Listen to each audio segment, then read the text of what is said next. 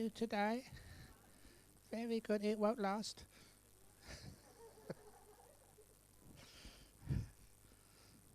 So, hope you had a nice lunch. Now is the opportunity. Maybe I'll just answer one question, then we go into the meditation I promised earlier about Emperor's 3 questions meditation. But first of all, a quick question. All people striving to go to nirvana, either by meditation, chanting, etc. Did the Buddha say what nirvana is like? Are there different levels of it? That's a great question, because many people, they want to go to nirvana. They don't know what it's going to be like when they get there. Are you sure you really want to go? So that's sometimes striving. That striving leads to stress. So if you strive for nirvana, you never get it. It's just like the story of the donkey and the carrot. If you're sitting quietly, I will begin. Once upon a time, there was a donkey who would pull carts and with produce and people, and it never wanted to pull anything. And so it would just sit there and refuse to move. And sometimes people think they get a stick out and they hit the donkey. That's really cruel. And you might know that it doesn't matter how hard you hit the donkey won't move, which is why we have the saying, as stubborn as a donkey. And that's not the way to use the stick on a donkey. You don't hit the donkey with a stick. You tie the stick to the donkey's neck. So the front of the stick is 2 foot in front of the donkey's head. On the end of the stick there is a string, and on the end of the string there is a carrot. If you come from other cultures, sometimes in Malaysia, I say they put a durian on the end of the stick. Or I don't know what you like, but maybe a dumpling or something. But anyhow, suppose, what's your favourite food? Ice cream. I'm like, that won't work. It'll melt. But a what? Pineapple bun. Okay. So you tie a pineapple bun on top of the end of the string. Now, because that donkey was born and raised in Hong Kong, when that donkey sees pineapple bun, whoa, that looks lovely. Very nice. So what does donkey do? Donkey moves towards the pineapple bun.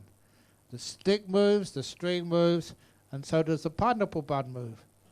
So even though the donkey runs fast as it can after the pineapple bun always 2 foot in front of its mouth, can never get there.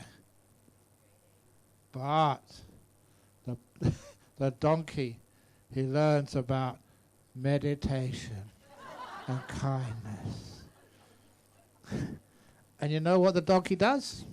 The donkey's been running all its life after the pineapple bun.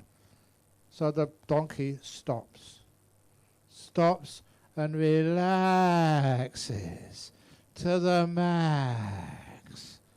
And what happens to the pineapple bun? It goes further away and further and further away. Now pineapple bun 4 foot in front of donkey's mouth. But now the donkey notices something very strange. Now pineapple bun, it swings right away from the mouth. Now it starts swinging back to donkey's mouth. And soon it's right where it usually is, 2 foot in front of its mouth, but now traveling at top speed towards donkey's mouth. And the donkey just sits there or stands there and doesn't move until just at the very right moment when the pineapple bun is just close to its mouth. It remembers the last piece of important advice. He looks at that pineapple bun and says, pineapple bun, the door of my mouth is open to you.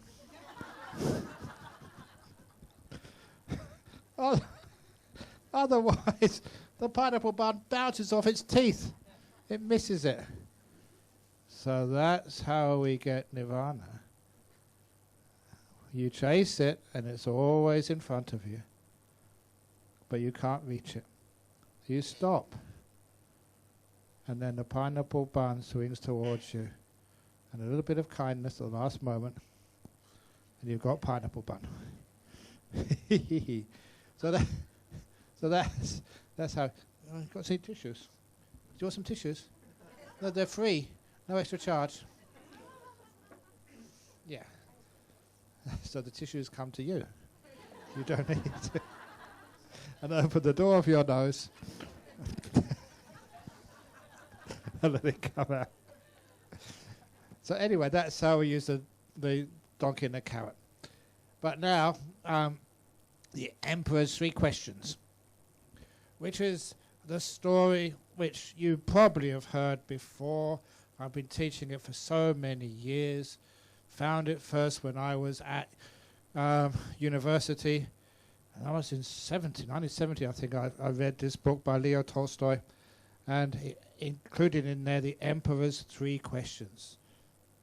In brief, Emperor had it up to here with organized religion, always saying, we're the best. No, I said, no, we're the best. So sometimes, no, we're more superior than you. That's why, as a Buddhist monk, sometimes we have the 3 traditions in Buddhism. We have Hinayana, Mahayana, Vajrayana. So you know what I do? Try and bring them all together. And then we have the H from Hinayana. The next 3 letters, AHA, from Mahayana. And then the Yana from Vajrayana. And what does that spell? H plus AHA plus YANA. Hahayana. Hahayana. So that's my tradition. Hahayana. Bring people together. But anyway, so the Emperor's 3 questions. Sometimes people argue who's the best, who's the worst, whatever. So the Emperor decided, I am going to make my own religion. But it has to be practical and simple. Some you can put into practice no matter where you are, no matter what you're doing, no matter what job you have to do. So in the end, after a long story, the Emperor found all the philosophy you ever need. This is the answer to 3 questions. And the first question was, when is the most important time? Who is the most important person? And what is the most important thing to do? Very simple. First question, when is the most important time? No, really? You sure? So, when is the most important time to meditate? When is the worst time to meditate? Later. That's always the worst time. When is the best time to say sorry? Now, when is the worst time? Again, later. That never happens. And say someone to tell them how much you care for them, how much you love them. When? When should you say that? Okay. Go on, say it.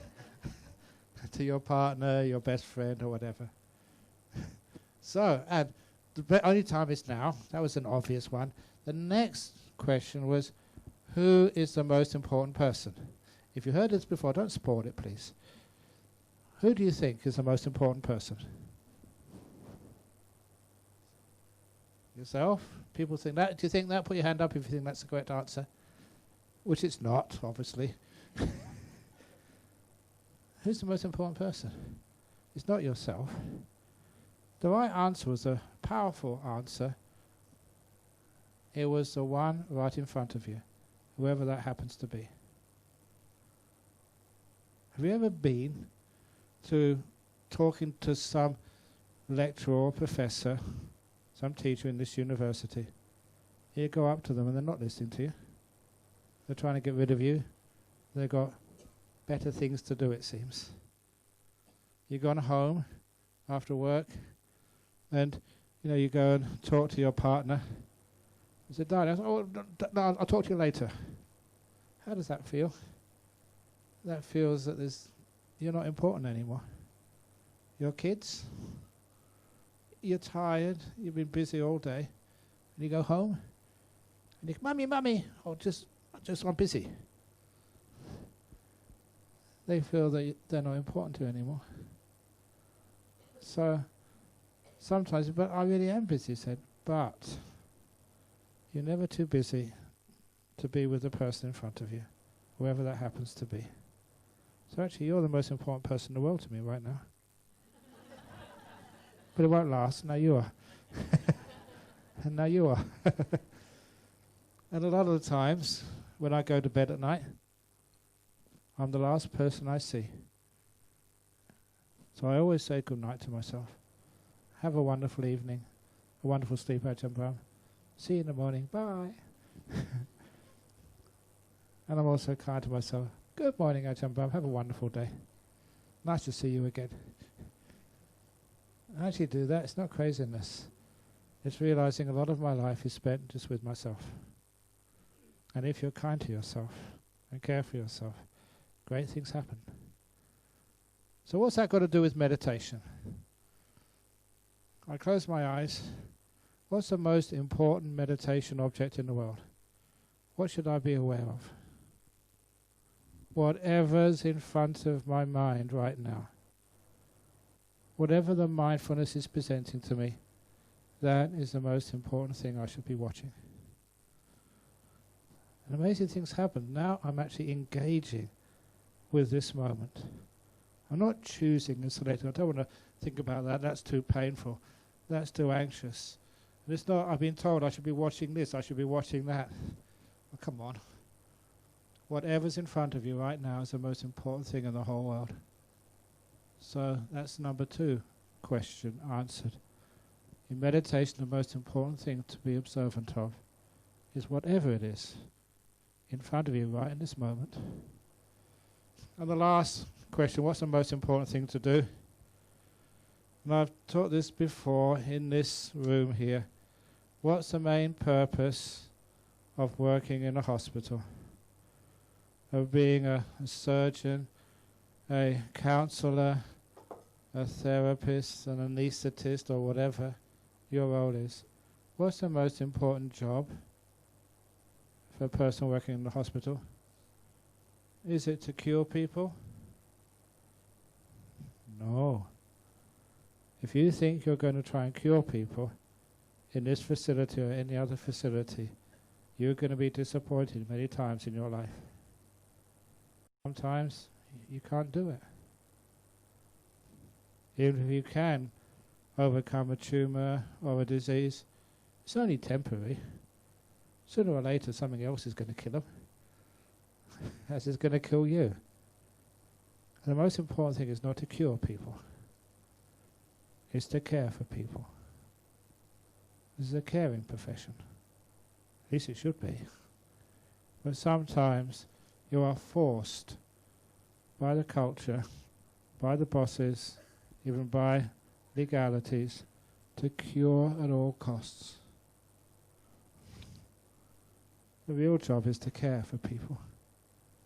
If you make caring your most important priority in your career, you will find, if curing is the most important, you will feel a failure many times. Be very disappointed. If you make caring the most important priority, to care for the people who are with you, then you'll find you never need to fail. You can always care, but you can't always cure. And if you care for somebody at their bedside when they're going through pain, they're going through trauma, they're going through even the death process, if you care for them, instead of trying to find some way to keep death at bay for a few extra months or years, caring for them is a totally different process. These are people who are afraid, who are vulnerable. So how can I cure you? Care for them first. Make sure they feel safe, cared for, loved, and that you are not trying to get rid of their illnesses as much as trying to care for them. And you'll find, number one, you never feel a failure. And number two, if the death happens, they and the family will all die. So they will die, and the family know they've been cared for. They've been cared for so much, it makes a huge difference in their experience at hospitals and other facilities. They feel they're cared for. And if you can do things like that, you'll find you get far greater success rate in your procedures. Many more people will walk out of the hospital alive. Because caring is always more important than curing. So, it's more than that. It's caring, obviously, for one another in the hospital, instead of getting rid of the problems or the problem makers. Sometimes we have pest control. You know what pest control is? Getting rid of a toxic husband. There's no such thing as toxic people, by the way, as I said this morning. But sometimes we have this idea, just get rid of it. And sometimes that tightness, tension doesn't work. So kindness. So what to do? The most important thing in the world is now. So the most important time is now. The most important thing is what's right in front of you. And the most important thing to do is to care. Care for this moment. You don't know what it's trying to teach you. You don't know what you have to learn from this moment. It could be an ache. It could be a pain. It could be a great disappointment in life. We think, why me? Why does this happen at this time to me? But it's here. So, it's the most important thing in the world for you. Care for it. Be kind to it. And then see what happens. You find that is a powerful way of overcoming diseases and problems. In the interval, somebody asked me about some latest ideas that your gut health affects your psychological happiness as well. If you've got bad guts, if you have the wrong bacteria in your tummy, then that's a contributing factor for your mental health. But, is it? Always challenge. I love challenging. Of course, you all know that I was a theoretical physicist before, so I know about science. I know its strengths and its weaknesses. But I also like challenging. So I always notice that if you do have an indigestion or any sort of irritable bowel syndrome, never ever follow your gut feeling.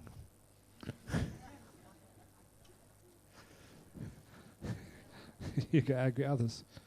But what I also know is that experience, real experience, and it's good to tell this tale right now, because this is the first session after lunch. And always remember, the first session after lunch in conferences and other presentations is always called the graveyard talk. This is the time when people fall asleep. It's just you're digesting your food. So, when I was, only about 3 years ago, I had food poisoning. Because a lot of times you go on arms round, people bring food to you, said, oh, you must eat this, you must eat that, you must eat something else. And so you do. I don't know where it comes from. And every now and again you get some indigestion. Pretty good at the moment, but this time was food poisoning. You know what food poisoning is like? You just sit there, because you have these cramps. It was,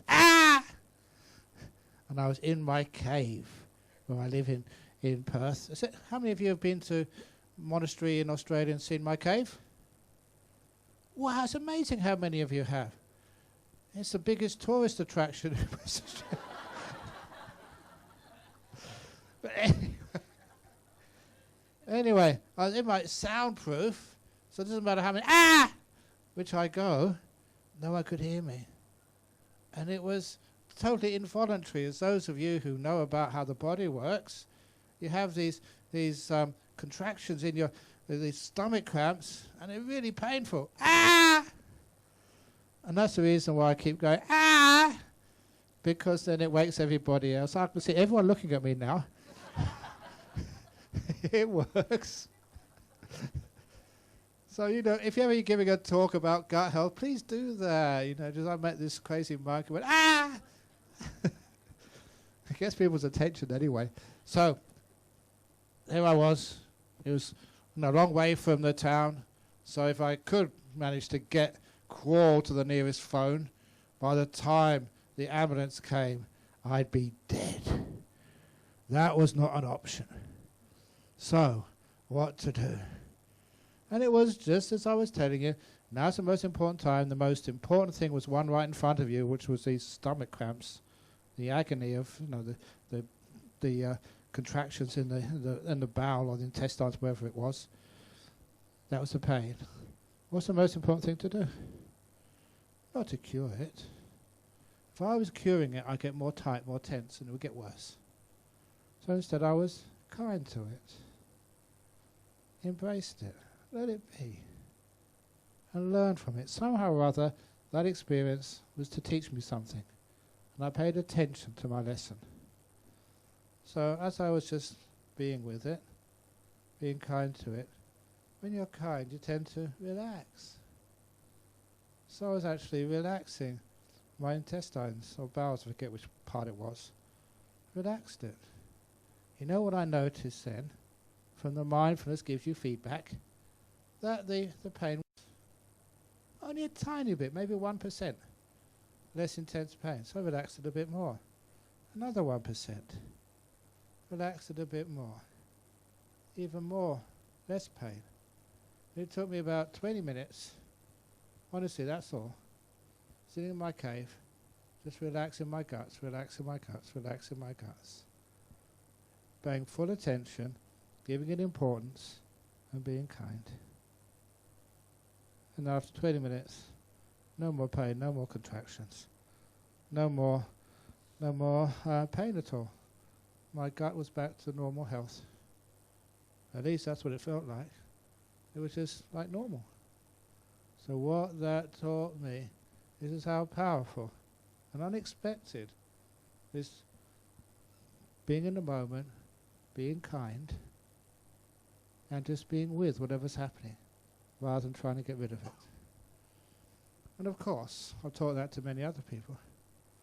For me, the mind, that's what I'm really strong at, just how your mind works and how it interacts with your physical body, and just how much you can do as long as you do it properly. If you try and get rid of these problems, that just makes you more tight, more tense. But if you learn how to relax with kindness, you find that the things, they disappear, they heal, they go. So how do we do that? Just with a simple meditation. Now's the most important time. The experience of feeling you're with is important. Don't try to get rid of it. Don't try and find a place where you can be safe and free from that terrible experience of pain. And then give this beautiful kindness and acceptance. You'll find then, sometimes you get some amazing things happen. It's called the Emperor's Three Questions meditation. Just now's the most important time. Whatever you're with is important.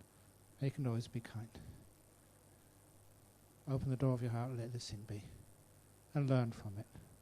So that is the meditation which I promised I would do a guided meditation on for everybody here. But before I do, any comments or questions about that? I didn't know that just because I'd studied a little bit of biology, and I had seen a bacteria before. I didn't know which one was which, But I always wondered, what would happen? Where did those bacteria go? Because the bacteria infection. So there they were 1 minute, and I never took any antibiotics, or I didn't evacuate my bowels or anything. They were just, what happened? And afterwards I imagined just the bacteria in my tummy, which were multiplying and causing havoc in there. I imagined like a little blob with all these tentacles coming off it. I imagine all these little blobs, all their tentacles, were crossed in full lotus, meditating quietly in my digestive tract. That's what happened to my bacteria. They learned how to make peace and be kind, and they too were enjoying the peaceful meditation inside.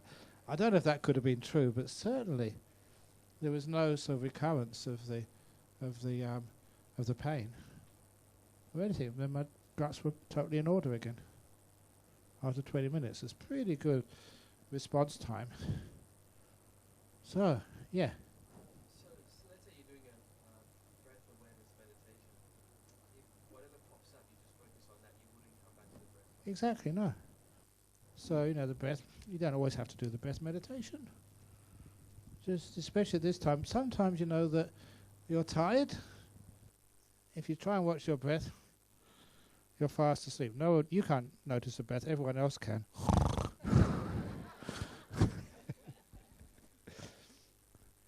And sometimes you've got aches and pains. Obviously you try to adjust your body so it's comfortable. So you don't need to sit up rigidly straight or on a chair. That just really if anything annoys me, that does, that people say to get deep meditation you have to sit in a certain posture, and people get afraid of meditating. Or when the master comes around with a stick. Of course they get scared. No one wants to come and do that. And so that sort of stuff turns more people off meditation. It's not discipline, it's wisdom, kindness. That is how this meditation path works. Not more fear, but actually just peace and kindness. So, what happens is, say you're really sick in the deathbed. People say, oh, well, I can't meditate, I can't watch my breath. Because maybe you're not even breathing, maybe you have to have sort of an oxygen mask on or something. But you can always meditate if you know how to be in this moment. Whatever's happening right now is the most important thing in the whole world. And just be kind. You can always meditate, and my goodness, it works. So don't choose the object. If the breath comes up, fine. If it doesn't, fine. You're always aware of something. What is it? The one right in front of me right now, which is you. But not for too long.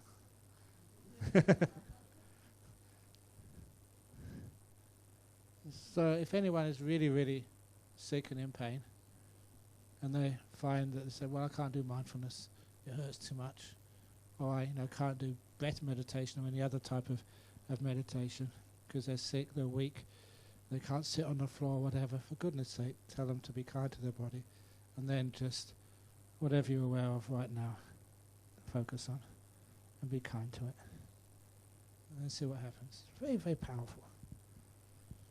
Another question before we start? Okay, let's do some of the guided meditation. Shall we do 25 minutes this time? Okay, so first of all, stand up and stretch.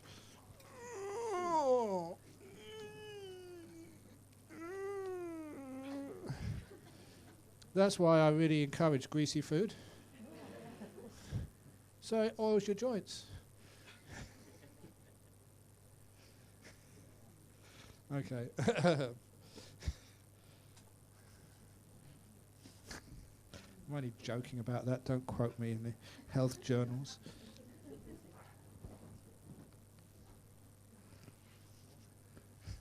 You see that I've got a lot of gravitas. When I went through the customs at New York, or was it? No, it was New York, because I didn't know I was a Buddhist monk. They said, "What have you got under your robes? Is that a suicide belt?" And my answer to them, no, it's only fat. And they said, same thing. Thank you.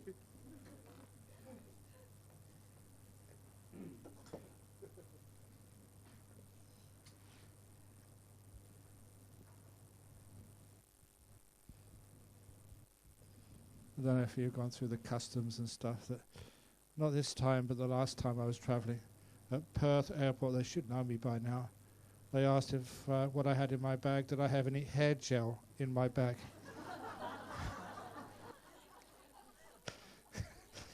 And I couldn't stop laughing after that.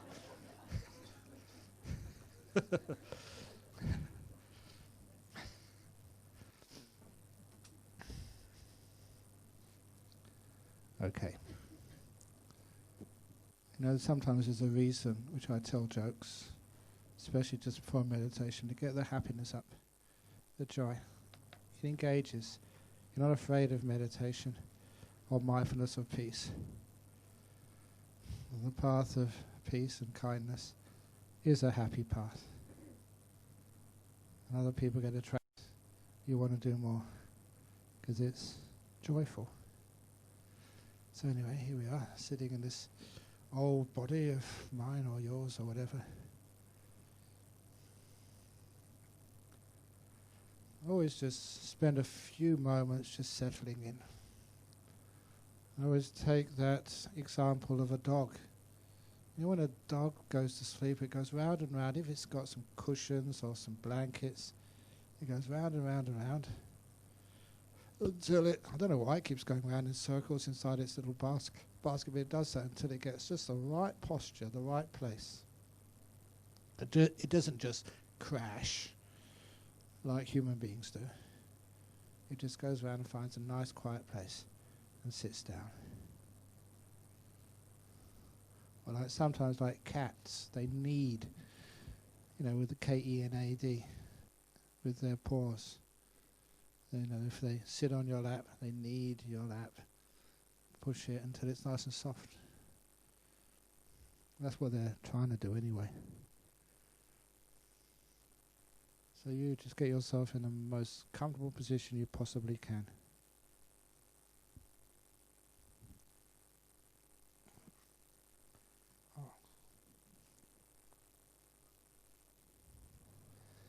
Here, this is for the 2 recordings.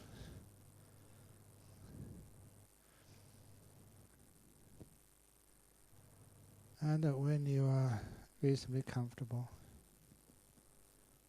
what are you aware of right now? I really mean now. Because the most important time, the only time you'll ever have in your life, is right now.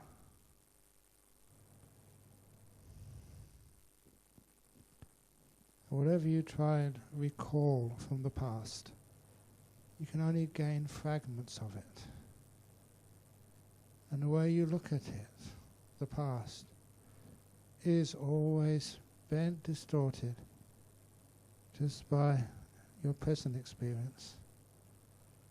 The past is unreliable. What you believe happened, what you're convinced had happened, is not always true. But no one can know that.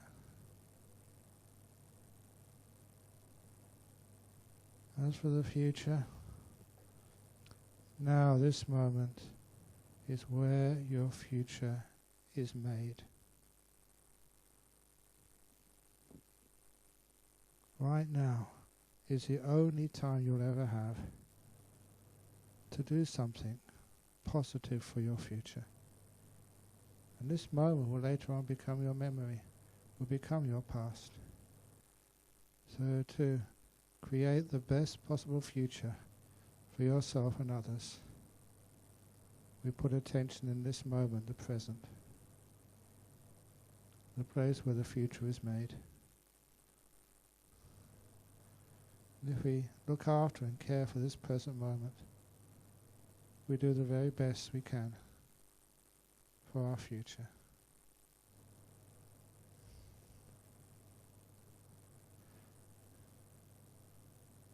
So now is the most important time, the only time you ever have. When people say they're busy, they've got no time. It literally means that they're not here. They're always in the past or the future. So right now is the only time we ever have. Now. So please value this. It's an endangered species, the present moment. Always called up, pulled away somewhere else. So we're here. What are you aware of right now? Sound of the fans? Sound of my voice? Feeling in your buttocks pressed against a chair or the floor?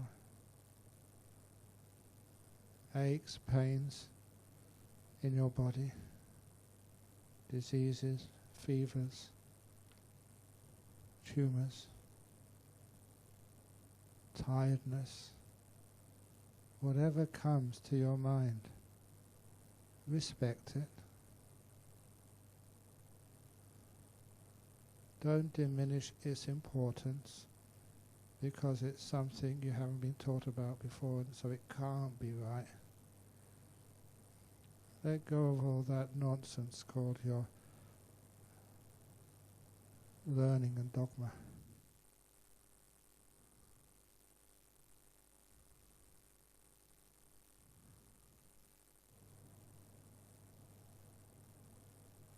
This moment is the most important. Its contents are invaluable. That's why they're here. How should you respond? The most important thing, the relationship that you have to this experience. Be kind. If a thought does come from the past, it's travelled all that way, now it's here in this present moment. So respect it, don't try and get rid of it or fault find. When you're aware of your past, it's now become the present. You don't believe it, but you respect it. You're with this moment, and you're kind to it.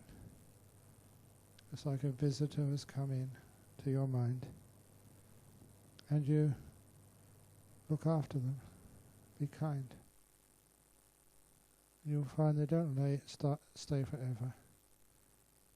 When you try and get rid of them, they stay forever. When you're kind to them, they soon leave, having finished what they needed to teach you.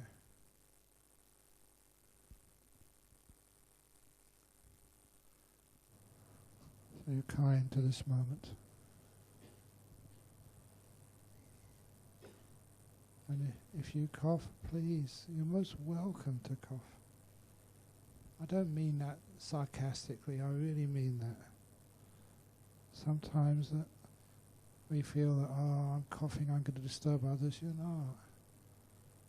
It's not the sound disturbs you, taught Ajahn Chah, it's we who disturb the sound, the nature. So whenever you need to cough, any of you, you're most welcome, you're invited.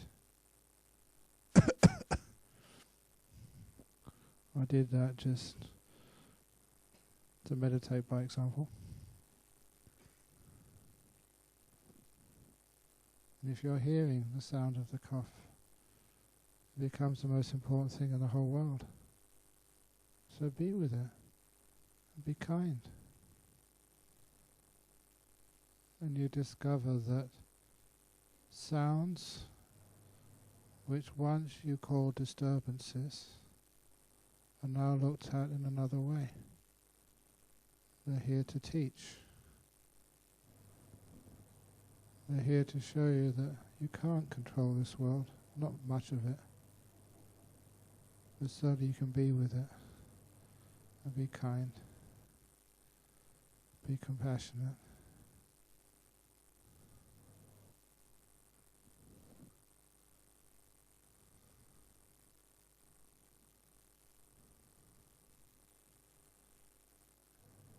when I asked to be aware of what's ever happening now.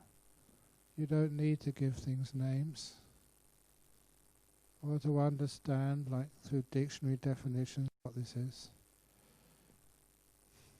I did learn as part of my astronomy the names of planets, first of all, stars, galaxies nearby.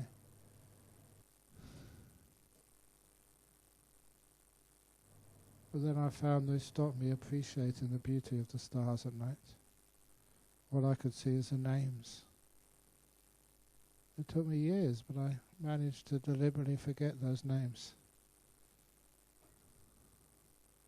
So now I can look at the night sky, especially in a place like Australia. Without knowing the names, I still appreciate their beauty. Probably even more so.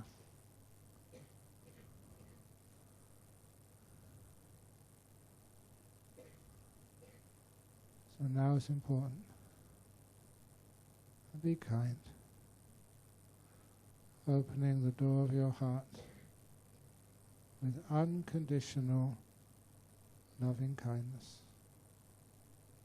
and mindfulness.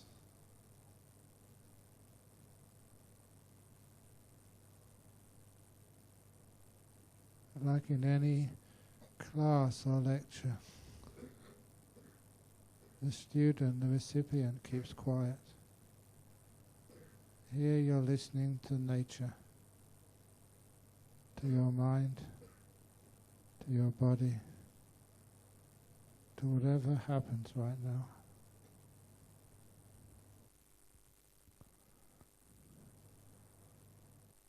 This is the only time you ever have.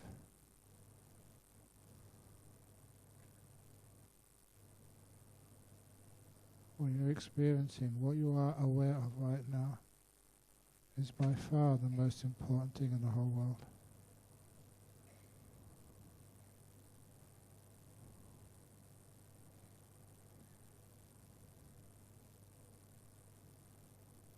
And the only thing to do is to be kind to your teachers.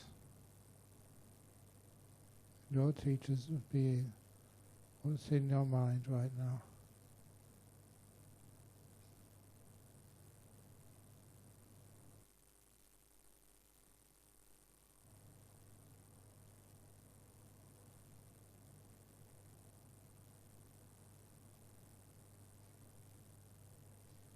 I'm going to be quiet for a few moments, but remember, this is a meditation. Now, what's in front of you is importance and kindness.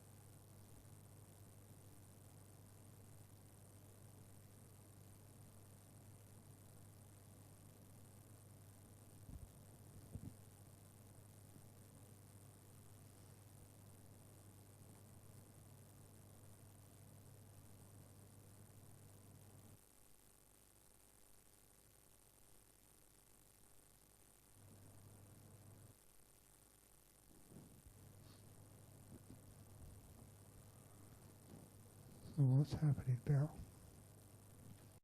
What's in front of your mind? What experience have you in this moment? Embrace it. Open the door of your heart to this moment.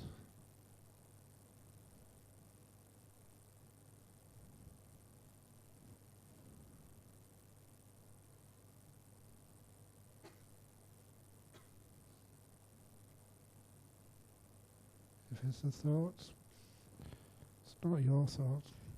You don't own it. Where it comes from, you can never know. Where it goes to, you can't follow. The wind is only known when it meets your face. Thoughts experiences life. You only really know it when it's here. Then it leaves you. Now is the most important time. When it's here, life. Be a friend to it. It's important. May not be what you like or what you expect, but it's here. Be kind.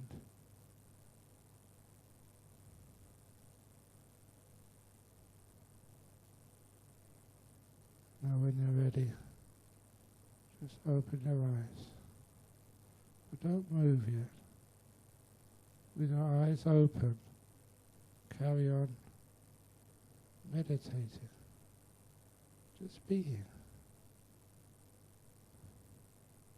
This moment is unique. Give this moment importance. And be kind. Okay. That's the end of this little meditation.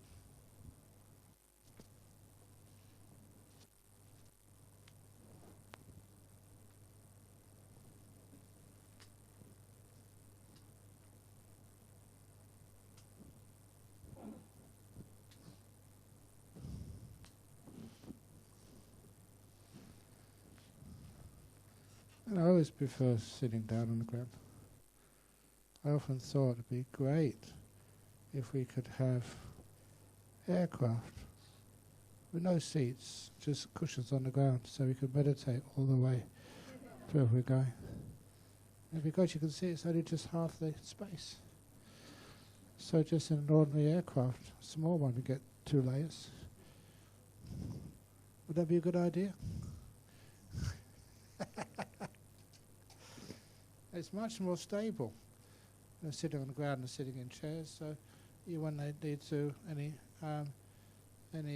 wear any seatbelts. Because your centre of gravity is way down here, so you're much more stable. Think that would work? I don't know. So anyway, oh yeah, some questions. But how was the meditation, first of all? Did anyone fall asleep? Do you feel bad about that? Ah, be kind. You fell asleep because why? Because you were tired. So don't fight. Be kind. That's the example of what kindness is. We had this, I often cite this case, a person who, they came to a meditation class, my meditation class in Australia some years ago. We usually do half an hour. People look forward to that. And she laid, never seen her before, she lay down in the room and fell fast asleep. And so somebody sort of nudged her to wake her up. And it was only afterwards that I told everybody that that lady, she'd managed to talk to me just before she came in, but I didn't make an announcement, that she was a victim of quite serious and painful domestic abuse. She hadn't slept for days. She was afraid of her partner. And now she came to a place which intuitively she thought was safe. And so she just lay down and fell asleep because she felt she could. And I mentioned that sometimes we can be so judgmental. You're not supposed to do this in a Buddhist temple or in a meditation. You're supposed to behave, you're supposed to do this, supposed to do that. Which is nice, to be respectful, but also be kind. So at least everyone learned from that. So next time anyone lay down and fell asleep, give them a pillow, tuck them in, whatever. That kindness is so essential. That's the most important time. You're with this moment, you learn from it, and you're kind. So that means that people feel welcomed, and who knows, one day that may be you. Needs to come to some refuge. You lay down, go to sleep. Please, have a nice place you can go to sleep. Or that story in one of my books which I got from someone.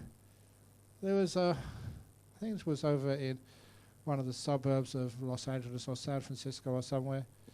The woman of the house, she just got all the weekly shopping, had her arms all full of shopping bags.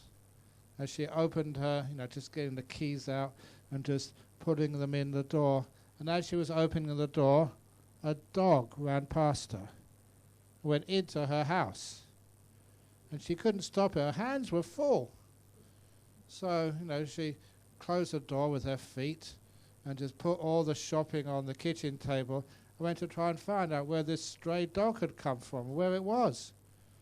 And she found out there wasn't a stray dog. It was clean and well groomed. It was a big Labrador. It was a lovely little dog. And it was curled up in the corner of her house, fast asleep. And she took one look at it and said, well, I don't know where this comes from, but it's a beautiful dog. It's just fast asleep. So why wake it? So she left the dog in the corner of this room and went to unpack her things, and then the dog was still fast asleep, curled up. So she left it there for about a couple of hours.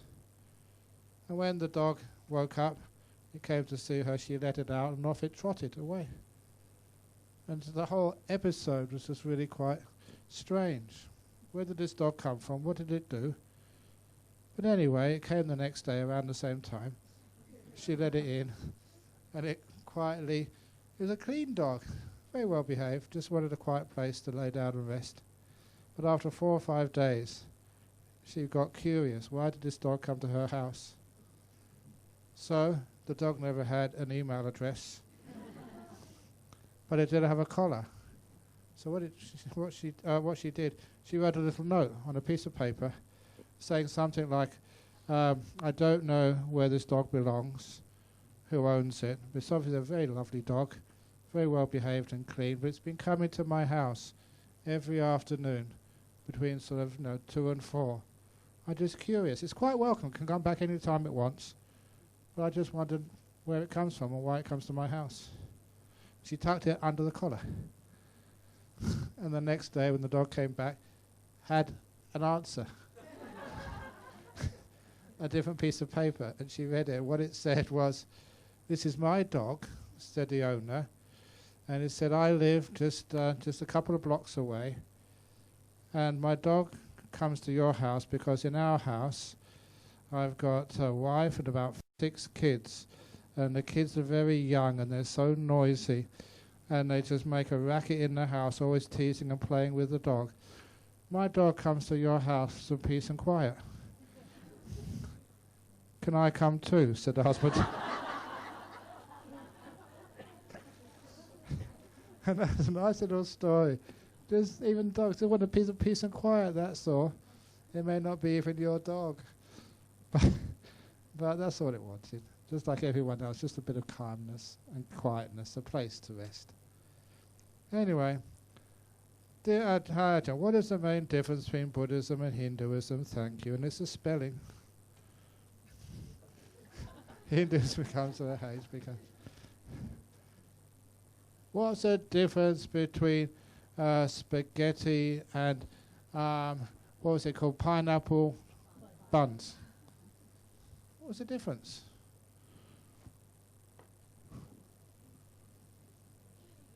So, well, yeah, it's only just same, just really when you look at it, it's just food, that's all.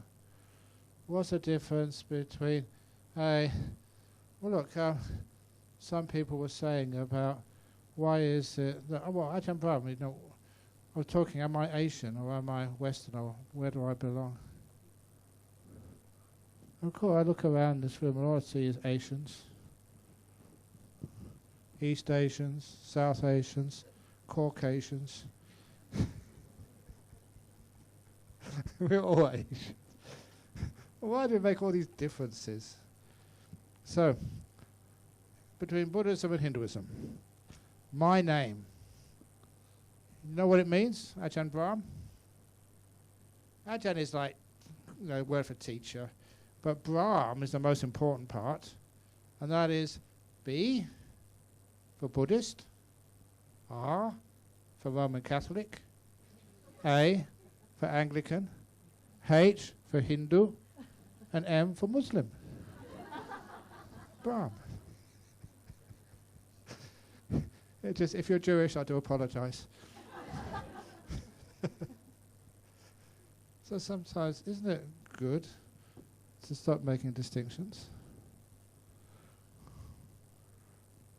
So anyway, of course, people get on my case and say, no, Ajahn Brahm, Buddhism is this, Hinduism is that, Christianity is something else. Is it? What is a Buddhist? What is a Hindu? What is a Christian? What is an atheist? We can fight for one side or another. We don't exactly know what we're fighting for.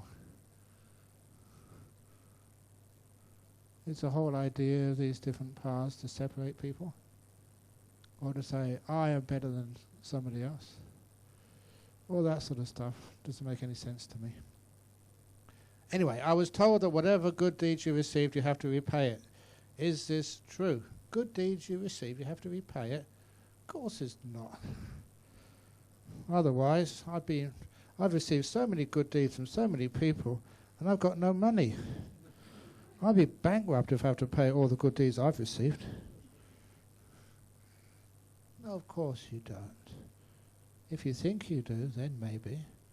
But like giving is always expecting nothing back in return. That's what real giving is.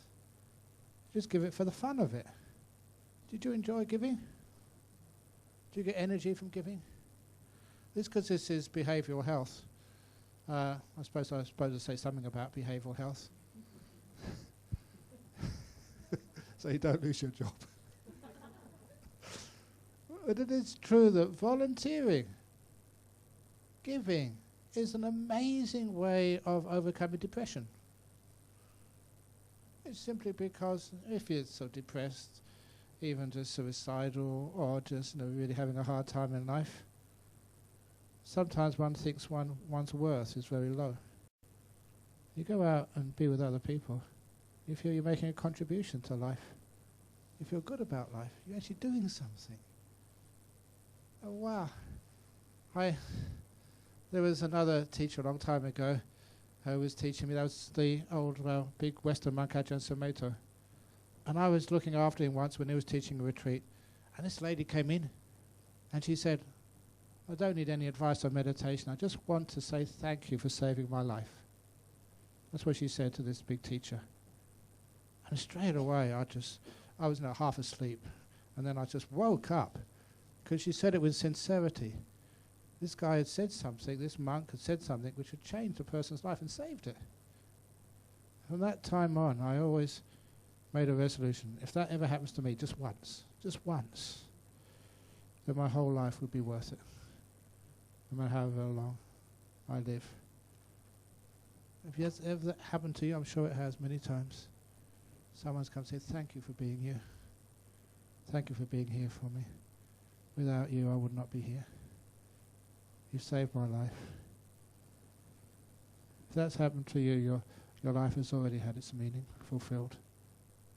And everything else is extra. Is doing post-grad. getting another double degree, triple degree, quadruple degree. Because you actually feel you've actually achieved something in life. You may not be well known, you may not get your face on the front cover of magazines, but you know that you've helped somebody, which is amazing. So that's where we give, not expecting to get anything back, but we get much more than we ever expected. When you give and be kind to someone. When that happens to you, and you really help someone, please keep that in your heart. Remember that. Don't remember all your failures and all the terrible things which will happen to you. Just one person. You've been there for them. You took them through a terrible time. You were there for them. And sometimes you don't know what you said or what you did, but it worked. Well done. And then when that happens, of course, whoa, that's just better than any drug, better than any alcohol, better than anything. You meant something to somebody. Your meaning has already been fulfilled. And from now on, everything else is just extra. You still go for extra. You say one person, just get the number 2, number 3, number 4, number 5, nothing. It's just a privilege. You mentioned that you helped some refugees through mindfulness. What are the dangers for the trauma they experience to become worse? How can we but support the most vulnerable through mindfulness? This is just, again, just saving 1 or 2. At least that's something. Maybe you can do some more later on. But many people get frustrated and they give up because the problem is too big for them.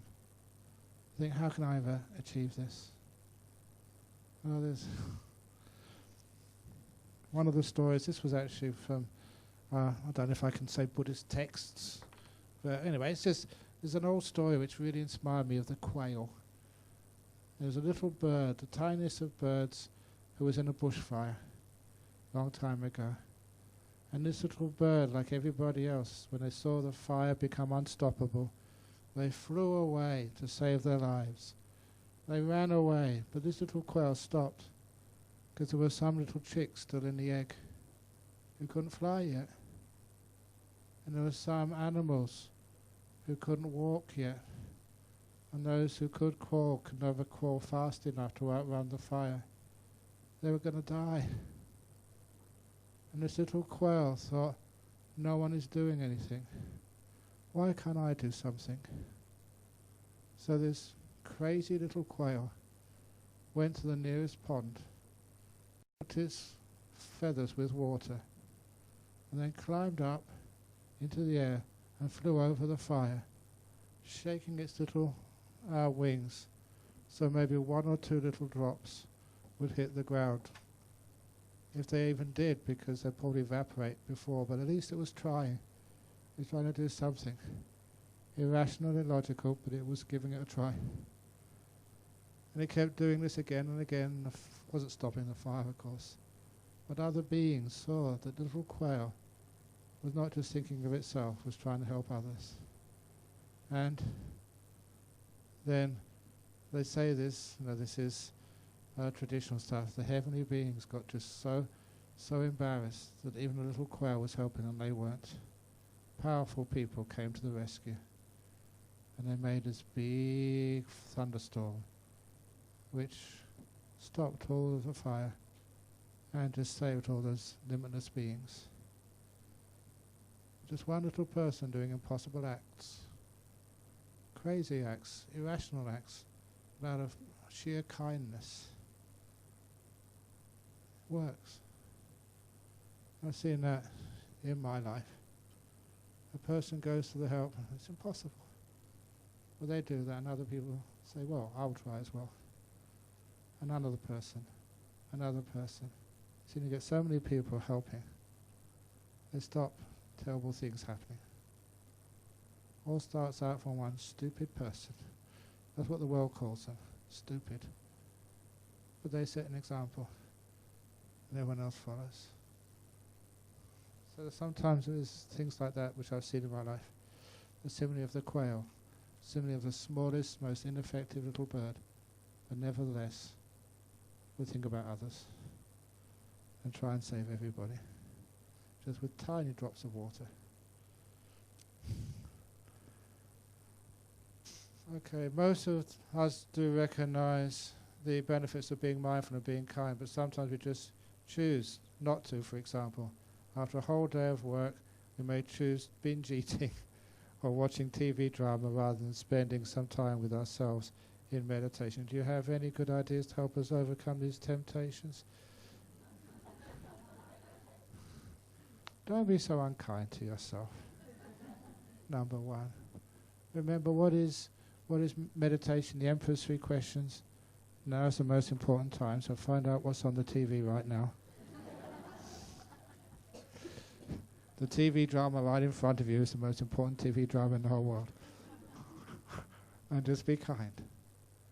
You think that's giving in, but it's not. With addictions and negativity, obviously the first thing is that we don't feel that we're powerful enough or good enough. We don't deserve to be peaceful. And that's where addictions mostly come from self-hatred, self-doubt, not feeling good enough. And just to learn how to you're watching a TV drama, never mind. You're binge eating. We'll make sure it's healthy binges. Whatever. But sometimes, again, if you make it worse, you're doing this to punish yourself, to teach yourself a lesson. Sometimes that's what it is. You don't deserve to be healthy. Try something different. So, okay, come on. Where you binge eating today? Can I come too? Whatever. This is actually trying something which is counterintuitive, but my goodness works. Be kind to one another. And then you find you love meditating. To me, meditating is better than binge eating. It's binge meditating. So try binge meditating. The best movie is a movie inside whatever's happening right now. You are wise, you reckon? That's what it says here. I learned a lot from you and you helped me solve many problems in life. Thank you very much. But is there any difficulty you can yet to overcome? How do you deal with it? Oh, there's heaps of difficulties you don't overcome. And such difficulties which you don't overcome, you don't worry about it. It's not overcoming difficulties. It's learning from them, being with them. It's not about making a heaven on earth. If there was a heaven on earth, would it be worth being reborn here? You wouldn't learn anything. You wouldn't grow. The challenges of life, and they're painful. We call them growing pains.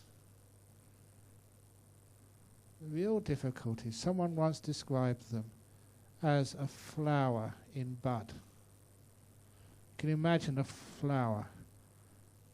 The bud, it swirls bigger and bigger and bigger. Inside that bud, there is these petals just growing and growing, about to burst forth.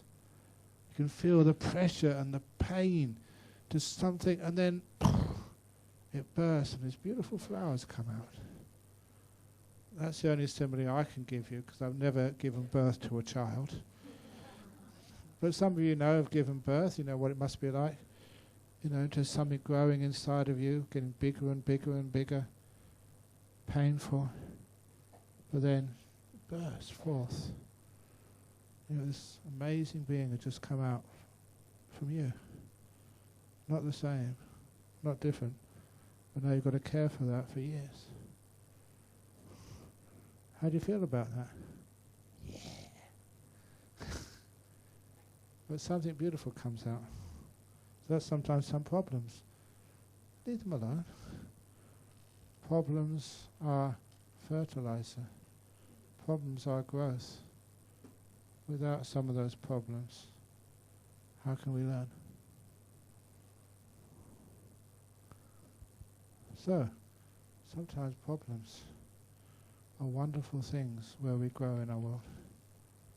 Puts us in our place, teaches us how little we know. But every now and again we find solutions to intractable problems. And that's inspiring. It does give us hope. Don't ever think this life will be without problems. No more than if you are in a partnership. Don't ever think that you'll ever have no problems with your partner. Is that real? Anyone here who's never had any problems with their partner? It's like thinking that you can have a body which is always healthy. Of course you get sick. There's nothing wrong with being sick.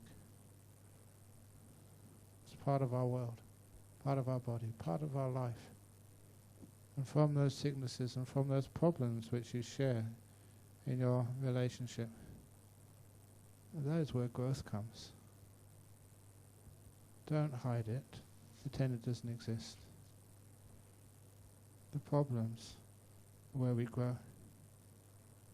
Ajahn Brahm, you don't understand. Yes, I do. There was a little conference I gave for the clients of the mental health system in Australia. And I taught them about the simile of the... I say this every year, I'm sure. It's one of my favourite similes. Simile of the forest.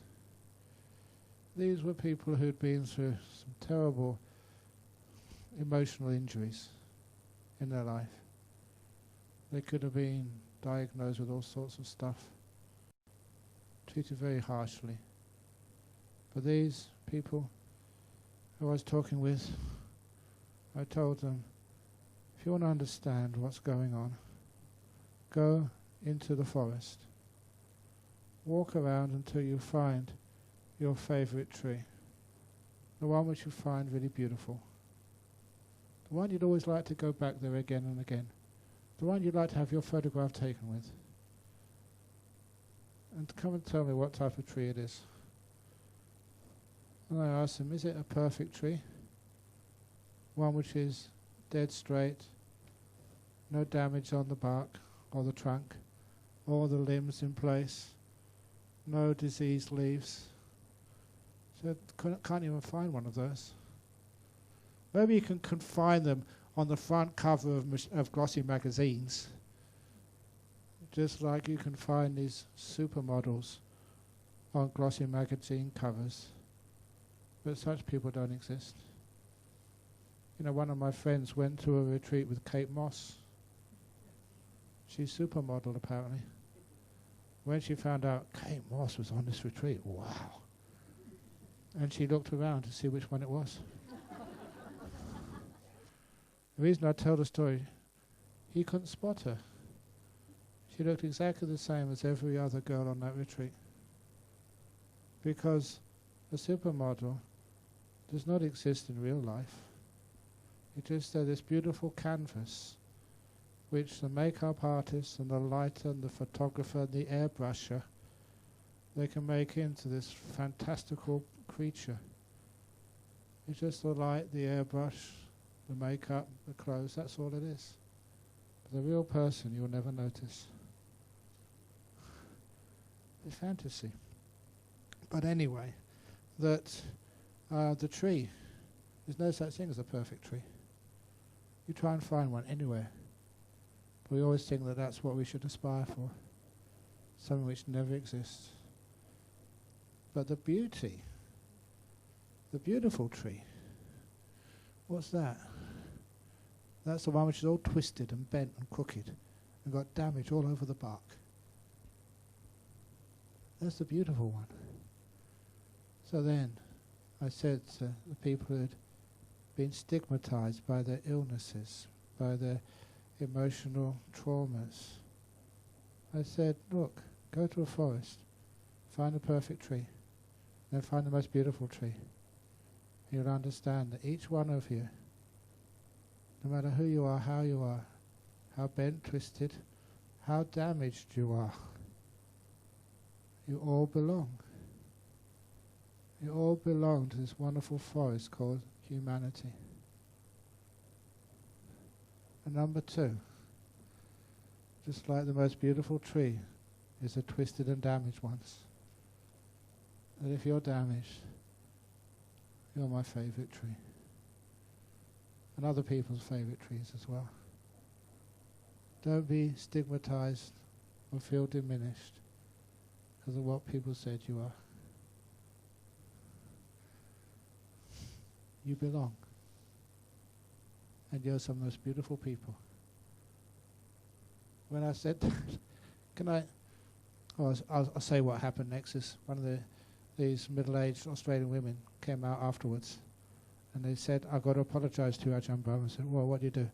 I turned around to my friend, and as soon as you came in, this Buddhist monk, who probably doesn't know anything about how we feel, he said, I thought, please excuse me, who is this W-A-N-K-E-R? It's a British term. If you want to know what it is, ask some of the people brought up in England. Who is this W-A-N-K-E-R coming to teach us? And then she came back and said, I apologise. I don't mind, I know what that means. But, you know, you made her weep. Because you understood all those years of trying to think that she doesn't belong. To think that she's somehow less. She can't just be herself. And realise that she is beautiful. One of the most beautiful trees in the forest. When she got that, oh, I'm sorry, I have to go and apologise to him for thinking that. It doesn't matter. But anyway, this is how we can learn to accept. There's no such thing as damaged goods. I don't think so. It's just beautiful stuff. Okay, can I do 2 more questions and then I don't know what we do next anyway. How can I stop being angry and blaming myself? Sometimes people get into these habits. So there's this trainee monk years ago in Australia who came up to me and said, I've done a terrible thing. So what have you done? And he said, because I was the boss monk at the place at the time. And he said, oh, I know I'm supposed to keep my precepts, but I couldn't sleep all night. What have you done? Last night I was hungry. And I crept into the kitchen in the middle of the night and I made myself a sandwich and I ate it.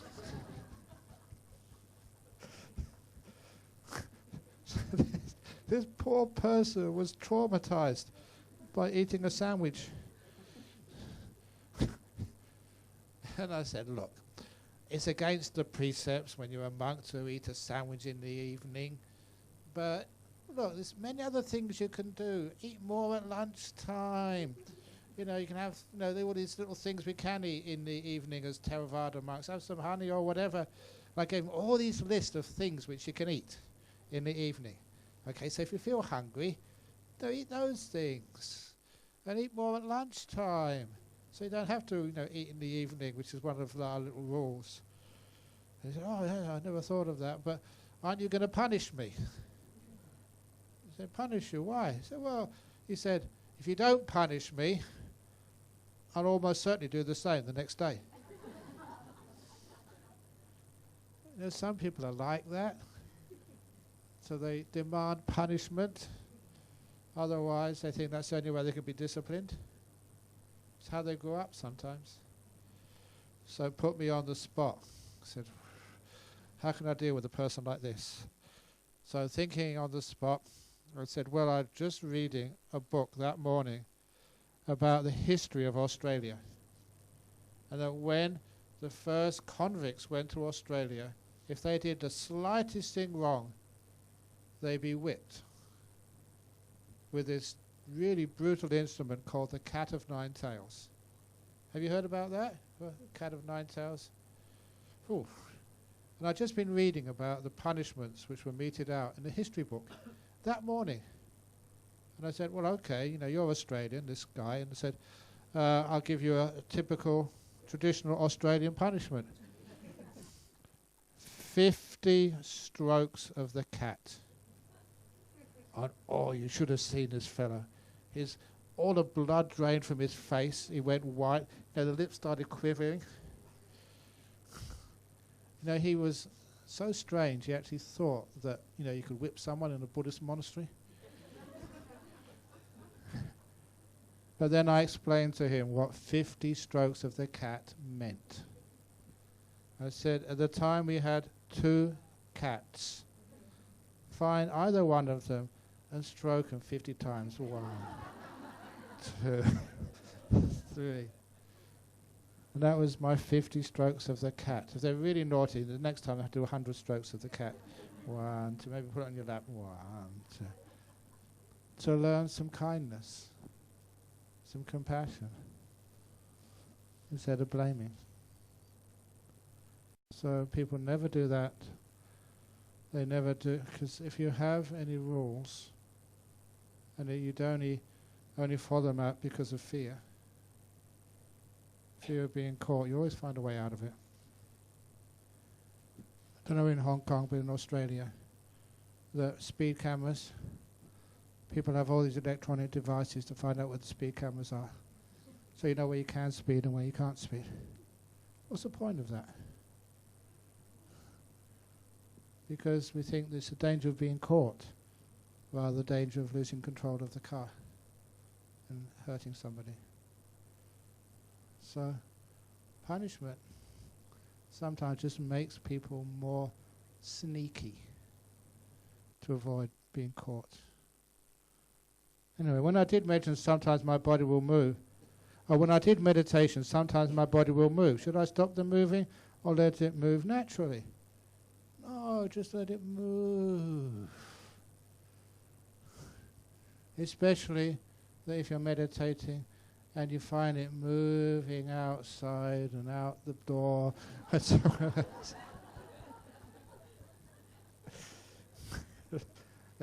not what you really mean. Sometimes what we mean is sometimes we shake or we tremble or something. Please let it happen. Don't be afraid. It's coming up to some of the deep meditations now, some of the weird experiences people have with meditation. They're all very good. Examples which I've seen, many similar ones. This one lady during a meditation, I was tapped on the shoulder. Someone said, you better get up, Ajahn Brahm, and have a look at this. I was leading a meditation session, and she was twisted around so extremely. If I demonstrated it now, you'd have to put me on the opposite side of the road in an ambulance somewhere, because it was so contorted. It really made me concerned about her. And then I waited for her to come out of her meditation, and then she straightened up during her meditation. I asked her afterwards, how do you feel? And she said, oh, great, wonderful. I said, but you were all twisted. I mean, really twisted. She said, was I? She knew nothing about that in her meditation. And stupid Ajahn Brahm realized what was going on. And I said, yes, I should have known straight away. Where did you have your car accident? And her eyes went, wow, these monks can read minds after all. No, it's not mind reading, it's just common sense. She had a very severe car accident, many months in hospital, many sort of amazing doctors, physiotherapists healing her. The healing wasn't complete. And during the meditation, because she let go of control, she let these things happen. She moved in the meditation, fine, just let it happen. She twisted around so much, which allowed the body, the channels of energy, the chi, if you like, in Indian medicine it's called the winds of the body, allow those channels to open up and do healing. The body knew exactly what to do. Anyone else, I would say, oh, that's dangerous, don't do it. And so you won't. But during the meditation, you feel safe, barriers are taken down, and you twist around, and she felt great afterwards. Enormous amount of healing happened there when she let go of controlling her body and just let it happen. So many cases like that. So if you do move during the body, fine. Just move. Although once when I was meditating, teaching meditation in prison, it was a top security prison, so I had to have a guard with me at all times. And of course the guard, when I was meditating, he fell asleep. And thankfully he was still snoring because one of the prisoners was moving during his meditation. His hand was moving closer and closer to the keys on the officers.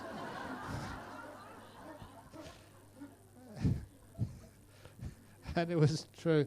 When the officer, I saw that, the prisoner looked at me, I looked at the prisoner, and the prison officer was still asleep. And the prisoner said, "Oh, okay." He moved his hands away, so he didn't want to get me into trouble. So anyway, those are some of my experiences moving in meditation. So how are you? Any questions back? Do you need a toilet break? No, okay. If there's pain, yes. This is where, if you have pain, how much should you move it? How should you move and adjust? Again, you'll probably find that if you got some itch or something, that's not sort of life-threatening. So just let the itch be scratched. But if you have you want to cough like somebody did, you don't need to move out of the room. Just cough. Because we have something like in mindful exercises, meditation exercises, called the volcano effect. You know the volcano effect? That is when you plug up your nose. You say, I'm not going to sneeze, I'm not going to cough, say. You plug it up, you repress it. I'm not going to cough, because if I cough, I'm going to disturb everybody. And the pressure builds up and builds up and builds up. It's going to blow. You can feel it's going to blow any moment now. And when it does blow, it's this huge noise. And also, you spread this very unhealthy, toxic stuff around everybody close to you. So it's better to cough straight away. Relieve the pressure, and you find it's far healthier. Especially if you're getting really peaceful in meditation, you've got an ache, please move. You disturb the calmness for about a minute or 2 minutes, then you come back again, and you find you're much more comfortable. So it's okay to move. After a while you get comfortable, you don't need to move.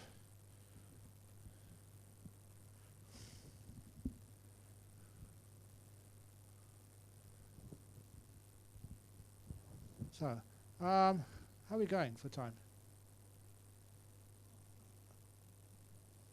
Yeah, we've got plenty of time.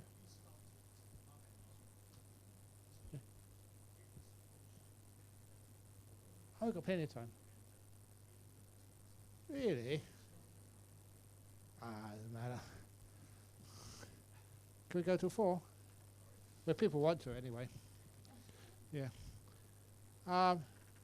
So do you want to do another bit of meditation? Okay, some more meditation then. So we can stretch first of all. Hey, Gerald, are you okay? My driver? Okay. I'm happy, energized. Okay. Oh, could you move the 2 machines up there if you need to? So we have that 2 forward. Yeah, okay. Because you started up. Okay, yeah, okay. It's okay. So when you're nicely stretched, then we can sit down. So is there any type of meditation you expected which I haven't done yet? Calm one? No particular. Okay. How about loving kindness one? Okay. Okay, yeah. Sure.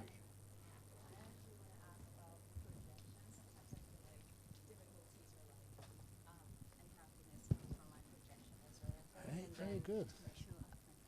Okay, I would just repeat it again. I want to ask about projection of things. I feel like sometimes the unhappiness or my problems are coming from my own projection on certain things. But like if I just see things as like they are and I just don't think about it, then I don't have feelings on it.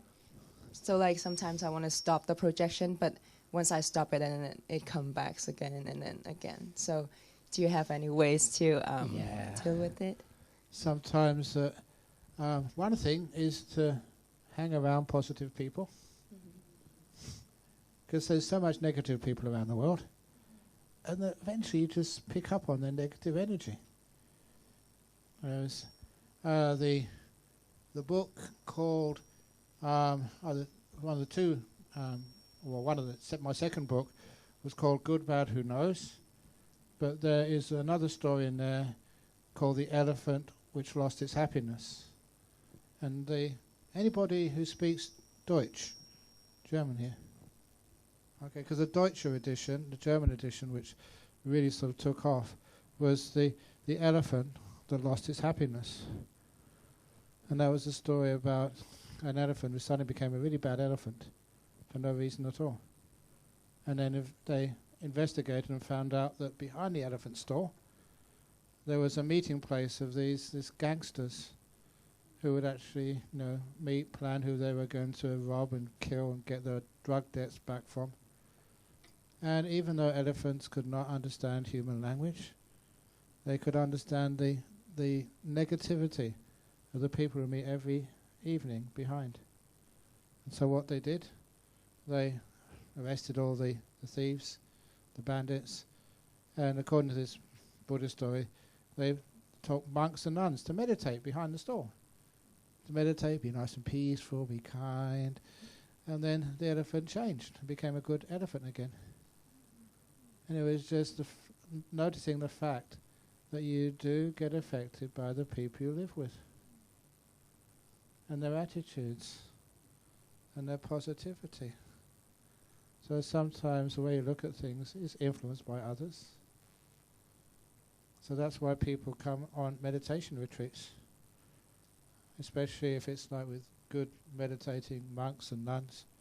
So they pick up on all the monks' good energies, the nuns' good energies, and they go home really, really happy. And the monks and nuns get worse and worse and worse.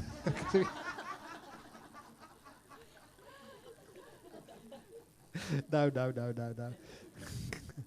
We got our idiots. But little by little, that's what happens. Who you hang out with, what you watch on the TVs, what you listen to. And actually just what you look for happiness in the world, you look for beauty in the world. So it is, sometimes, you've got a choice to look to the left or look to the right. Simply. And if you look to all the negative, all the terrible things in the world, it builds up and builds up and builds up. You get anxious, you get negative, what's the point? And then you say, that's true. It's only a fraction of the truth. And you get someone to, hey, look over there. Look at all the beautiful flowers. The dust at night time causes the beautiful sunsets in the ocean. The end of a life can be the simile of like the end of a concert, the finale. It's beautiful. You never hear that music ever again. Your father, your grandfather, your grandma or something passes away. You never hear them again. What a wonderful concert that was. And how lucky you were to have been there for the whole performance. Wow. You look at things in a different way. You have the choice to look at things, the wonderful things it's given to you in this life. It couldn't give you everything. What you have is more than enough. Thank you so much. An act of gratitude and appreciation. That is where we change our attitudes. There's enough beauty, but we miss it.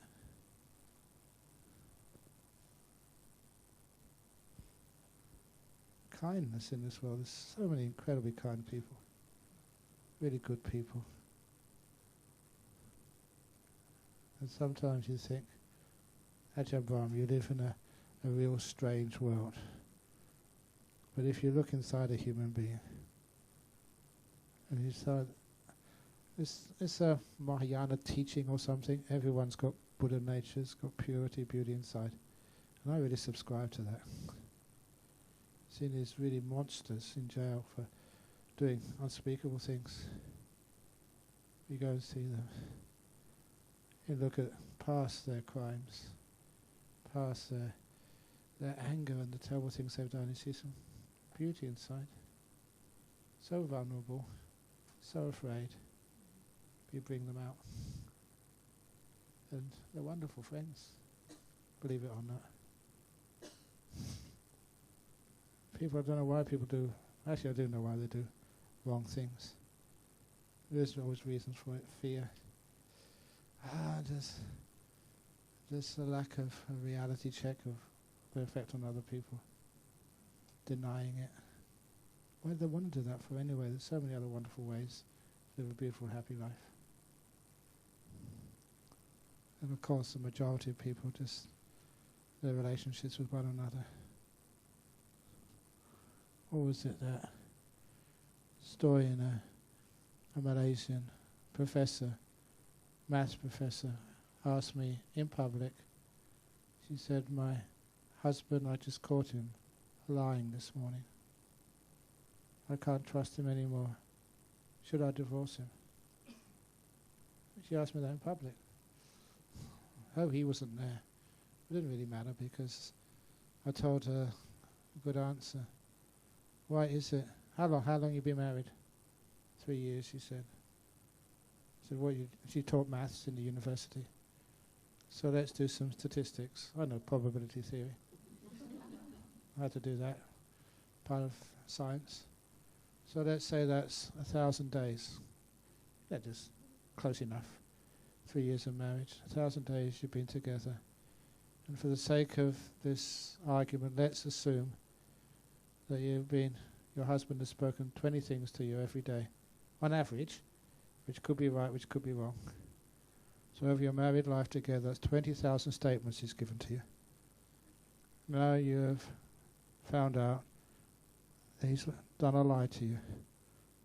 First time you're sure he's lying. So probability theory means that on past record, 20,000 to 1 chance the next time he opens his mouth he's telling the truth.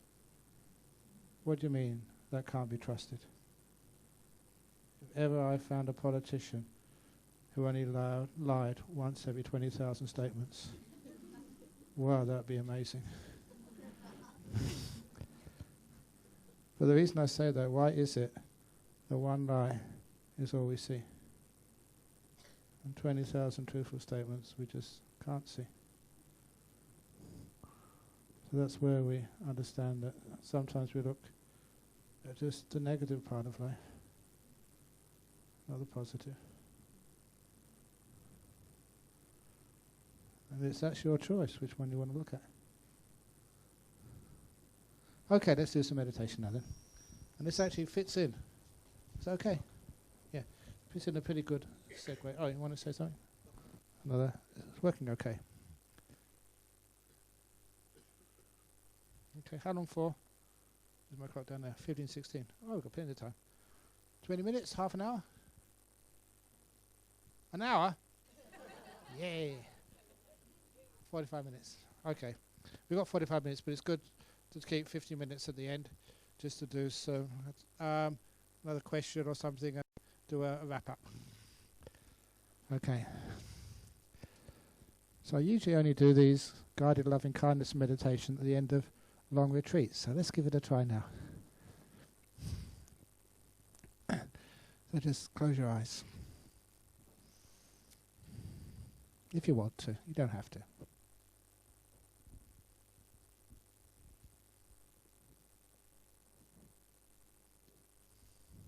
With your eyes closed, just become aware of your body and relax it.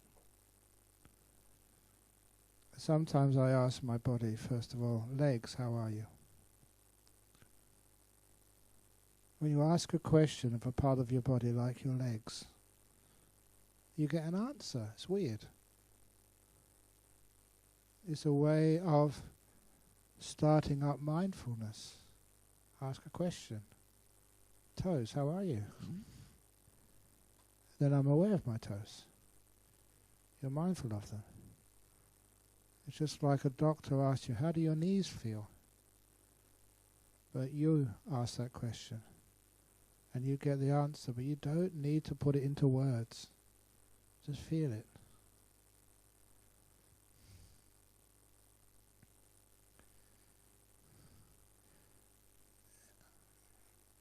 My butt, how's that? How are you feeling down there? If you need to be adjusted to what they call in English to fidget, please do so. It's an act of kindness. And afterwards, see if that's made your bottom more comfortable.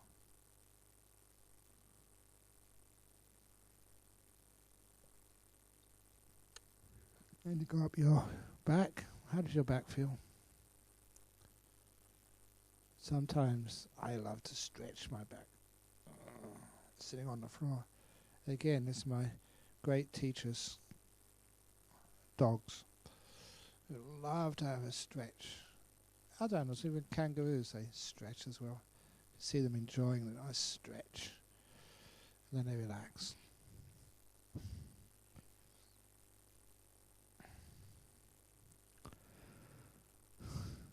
And then up to my shoulders. And often imagine my shoulders a bunch of strings pulled apart, or tried to. It's called tension, stress. Something on both ends pulling at it. Let it go and relax. When I let go of both ends, just imagining it, I feel my shoulders relax. I look at my hands. My hands, according to the books, they're both supposed to be on my knees or in my lap. Unfortunately, I'm holding a microphone, so I can't do that. Doesn't matter. I find out in my circumstances, how can I make my hands as comfortable as possible? And this is good enough. I'm going to give a nice yawn.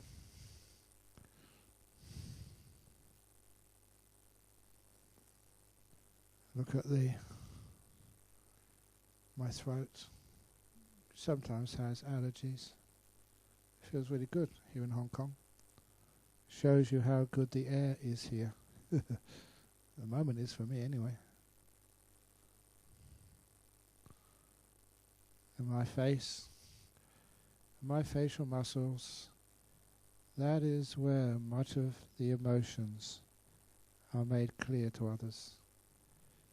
Angry has a certain look. Upset, revenge, fear. So by being aware of the muscles around the eyes and the mouth, the forehead, there you can understand if you're tight, afraid. So see if you can feel those muscles which describe some of the emotions. By trial and error, see if you can relax them. So your eyes are loose and free and feel comfortable. Not screwed up with anger or fear. See that the mouth, the muscles around the mouth are all relaxed.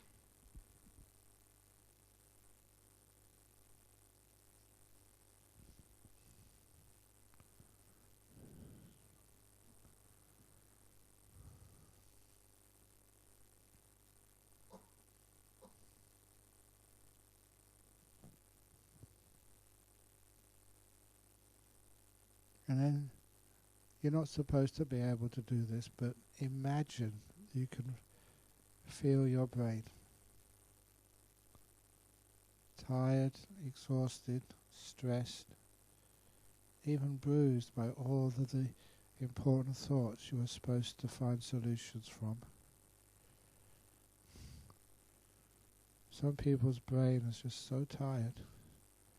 You've had to work it so hard. So I imagine my brain and just resting it on this really soft satin cushion. Warm, comfortable, safe. Brain, take a break.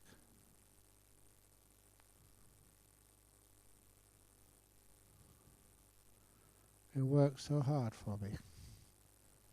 Now I give it some time off.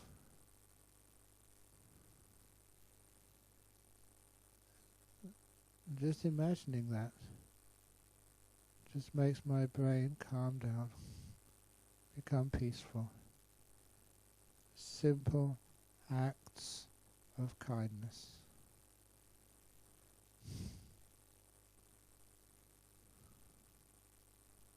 Then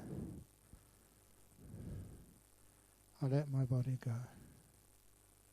Relax to the max. Free, delightful. And I start my loving kindness meditation. Kindness, compassion is like a fire. It needs a small flame to start it. And a small flame needs something which easily takes the fire. Just like you start a fire with a paper and a match. You can build it up from there. So because I like cats, you may choose another animal if you wish as your primary loving kindness object. I choose this little kitten because it's vulnerable, because it really needs me. You can substitute a puppy or your baby, a little rabbit, or some imaginary creature who you feel an affinity for, a natural warmth towards. I do it with the little kitten.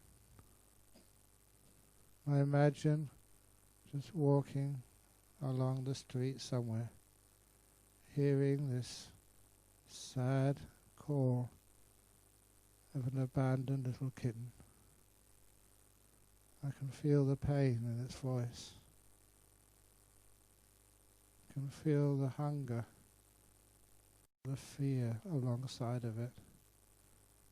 I imagine this little kitten has trusted many, but always ended up being hurt and bitten as it's receded deeper and deeper into the dark corners of this world, where it finds anonymity and safety.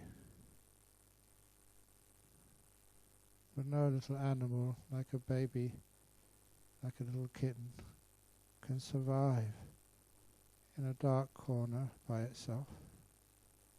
It needs a friend, a carer, a protector.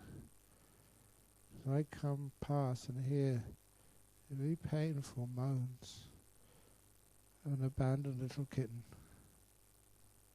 I follow the cries, and I see in this dark corner a pair of eyes. That's all at first. Behind those eyes is this little being who's so alone, so hurt, without any trust. And I look into its eyes. I say, little kitten, please don't be afraid. I will never harm you, and you will never be a burden on me. It's a privilege, it's a gift for me to offer my kindness, my warmth, my food to you. And I say these beautiful words of kindness.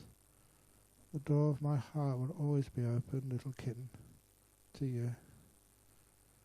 I just want to see you grow, safe, be a kitten, never tell you what to do. You've been hurt already so much. And I imagine this little face coming a little bit further out from the dark, cold corners which it feels are safe. Coming out as the eye contact with the loving kindness tends to relax and give a sense of safety to this little abandoned kitten. And that allows me to hold out my hand,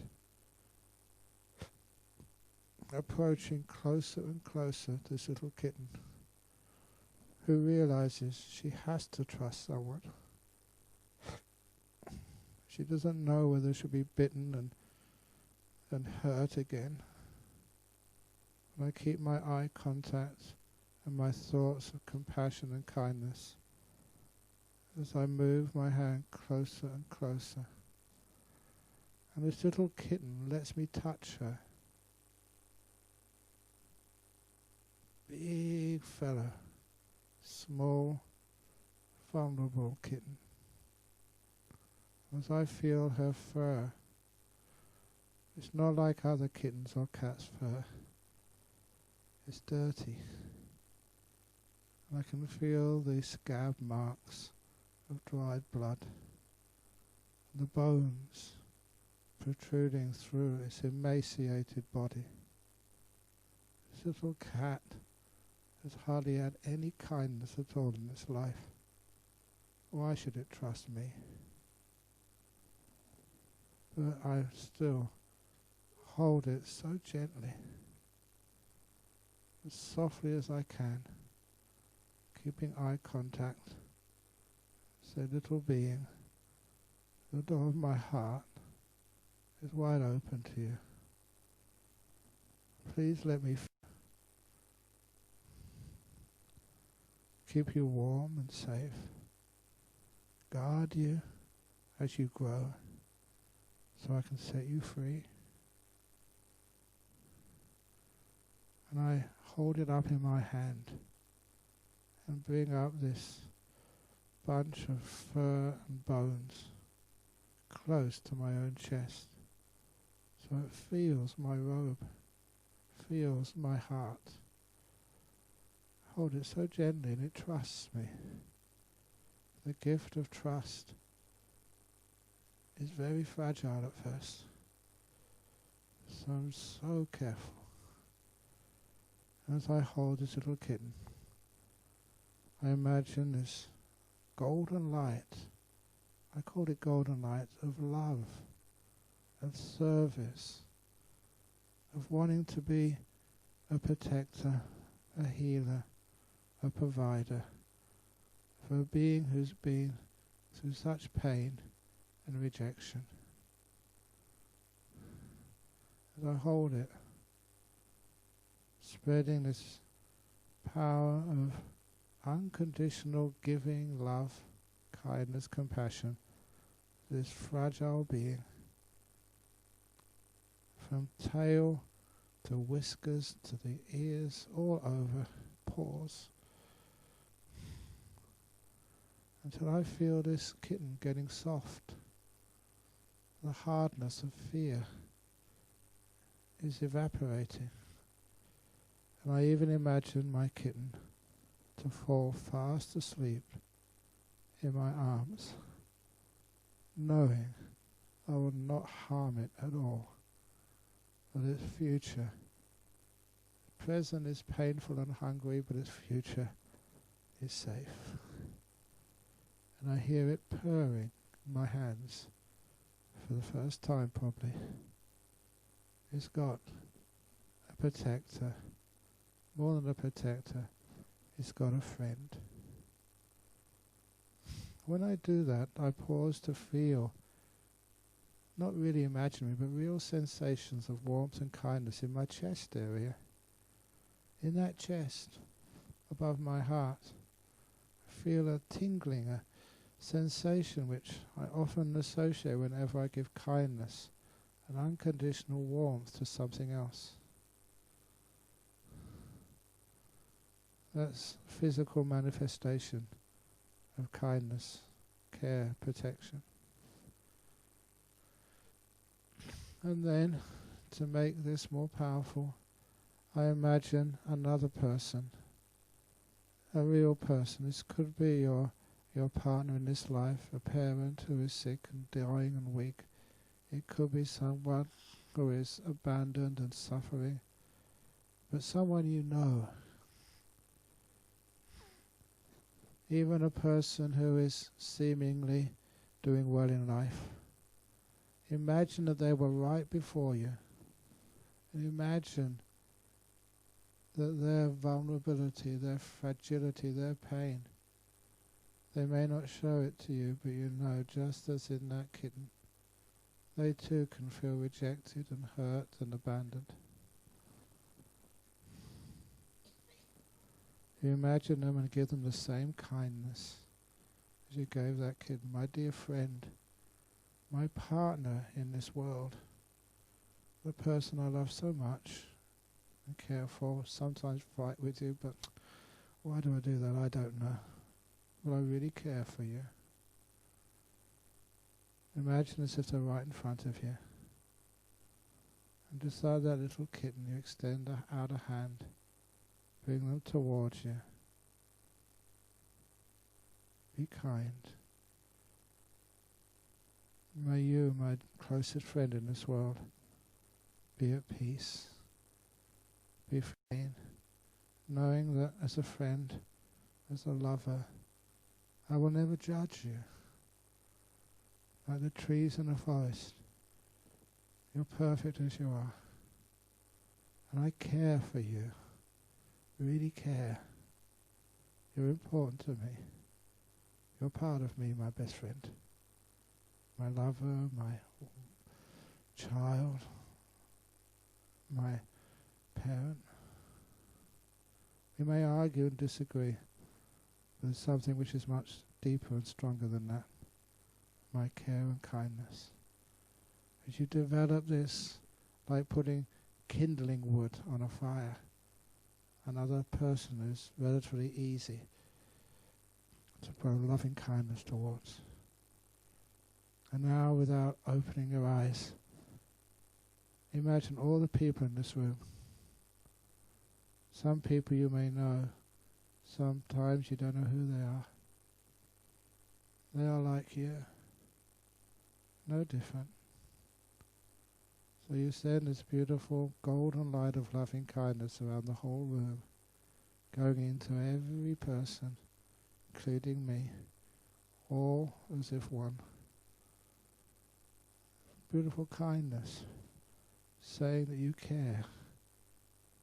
May all the people in this room be free of fear,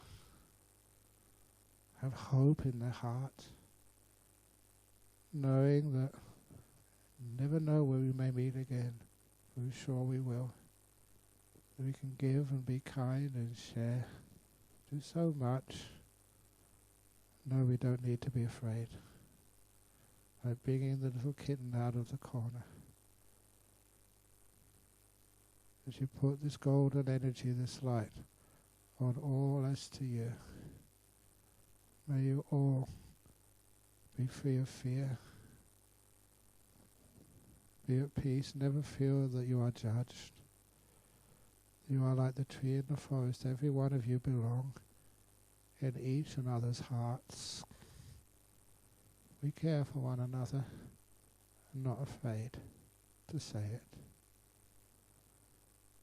This is beautiful, we call kindness. It spreads to everyone in this room. And the more you give it, the more you feel you have to give to others, as to yourself. Until this power of loving kindness of unconditional caring, no matter what a person has done, not judging them, but knowing that as they feel, you feel. You've been rejected many times, afraid, criticized and hurt by others. You felt alone. But now you have each and every one of us energies to share. As we now take it wider, going out from this room to this whole block, this whole facility, this whole hospital, where people right now are terrified, in great pain. People are rushing around like life was going to go on forever. May all beings in this hospital, whether they are support staff, patients, or the us, the community, may we all be free of fear, free of making mistakes, all be appreciated and cared for, so we can give that care to others. That goes wider than a hospital, to the whole special territory of Hong Kong. You have many friends, many lovers here. May you all be well and happy.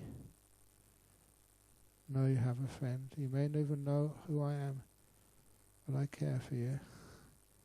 As this energy just goes out, the more you give. And don't be cynical and think this doesn't work. Just give it out to yourself as much as others. People who have friends and associates much further afield, spread it out to the mainland, to the whole of the huge country of China, to all the lands of this world, down to Asia, to Australia, New Zealand. I've got many friends and people who care about me, and I care for them. Over to Europe, Africa, the United States, South America, the whole planet, humans, animals, flora, birds in the sky, things which crawl underground. She spread this kindness to everybody, all beings. In this moment I give my energies all to you, so you may be free of fear and happy and well and find meaning in your life. And last of all, imagine, just imagine, standing in front of yourself. This person you've known ever since you were born, and maybe before. This person who bears your name, me.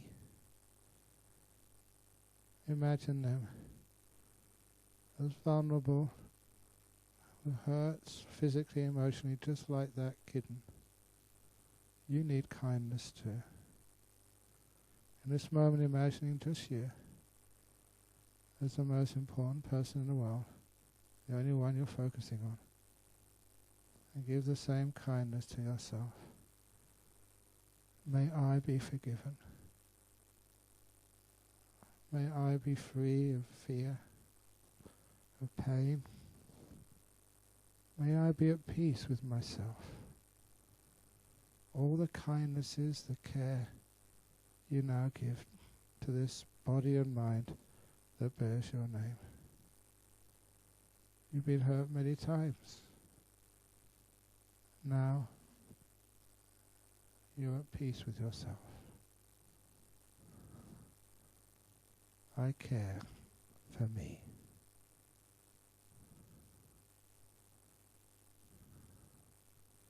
How does that feel?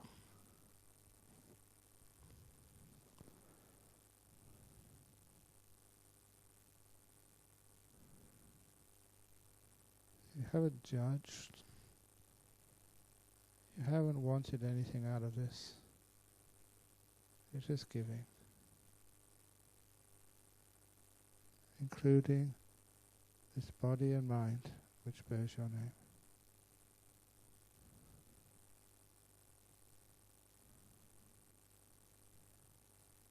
Now open your eyes, but remain still.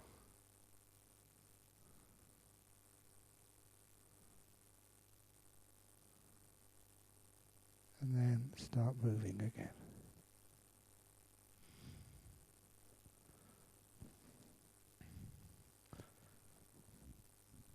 So that's loving kindness, guided meditation, which was shortened. Sometimes I get into this and really get into it. I indulge in it because I like it. Did that work for you?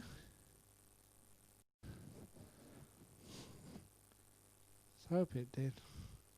The visualization, imagination. And first of all, that people need your kindness. If you think that doesn't work, I did do it this time, but for a year or two, when it was your best friend, the closest person to you in your life, and I got you really putting a lot of energy into that person, I used to open my eyes and just notice the time and write it down. And I asked people afterwards. There was at, say, 3:30 in the afternoon on a Thursday. Go and ring up your closest friend, give them a call, and make small talk, but then ask them, hey, what were you doing at 3:30 in the afternoon? I don't do that anymore because I know it works. And people ring me up in the middle of the night, and they say, hey, it worked. I called my best friend, or my wife, called my parent, and I said, well, what were you doing at that time? I said, well, that's weird, I was thinking of you. Strong enough they remembered it.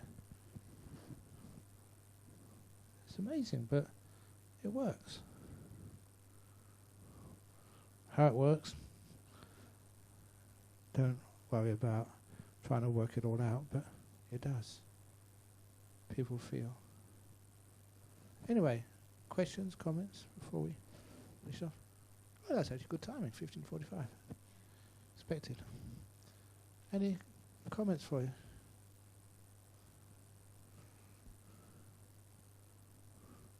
It's amazing what your mind can do. And I was just telling, as I told this to a couple of researchers over in Melbourne University, and said it, gave the link to Gerald about, was it Professor Don Daly or something? They're just hard science. 'Cause sometimes people have to do the hard science before they understand what your mind already knows about how the mind proven to interact with material stuff like random number generators and the quantum effects of the double slit experiment. Again and again and again. Just use hard science to show, yes, the mind can have a measurable effect on stuff, material. And once you make that breakthrough, then it's amazing what you, us, can do for this world. It's not stuff anymore. It's about us. Even in medicine, you're not treating a person. They're not treating you. It's a relationship which you share with that person, who's the doctor, physician, the patient. Can you really tell?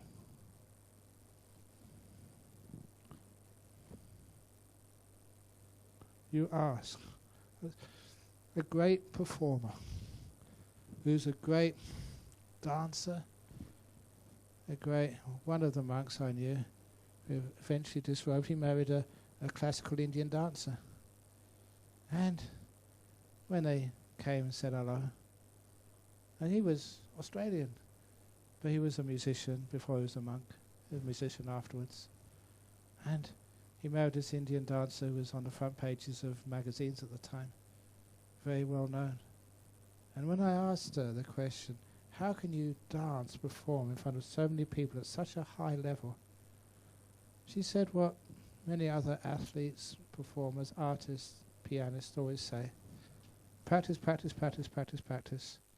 But when they perform, they forget everything they ever learnt. And they let the piano play the concerto. They let the brush paint the masterpiece. Let their feet just do the dancing. If you ever had those experiences, it's weird, but there you are. You're not in control anymore. You're just part of the performance. You're not directing it. Top surgeons have told me that too. One gentleman over in Singapore, I shouldn't say names, they get the scalpel and it works. Fascinating stuff, where we realize life is not me sitting here teaching you, you standing there listening to me. Something much powerful than that. What happens between us in that area we call the relationship between you and the scalpel, you and that person. It's amazing what happens when you trust what goes on in that space, and how you can do some incredible things. Totally extraordinary how anyone could perform to such a high level. If you try and control it, you're so tense, you make mistakes. You just relax and let go. You've already been trained. Now's the time to perform. If you ever had those experiences, it's wonderful to be a witness to that. Things just flow. You're in the groove. You're in the zone. Nothing goes wrong. So that's actually just, it's not a secret, it's not a trick. That's just trust in that zone. And whatever you ever do in your life, as a partner, as a father, mother, child, lover, associate, it's amazing just how you can perform to levels which are beyond you. How do you do that? Beyond you, but enhanced by us.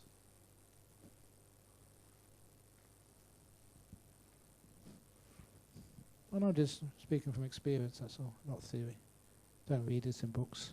I'm not publishing something that's secret. But that's how things work. Any comments, questions? Yeah.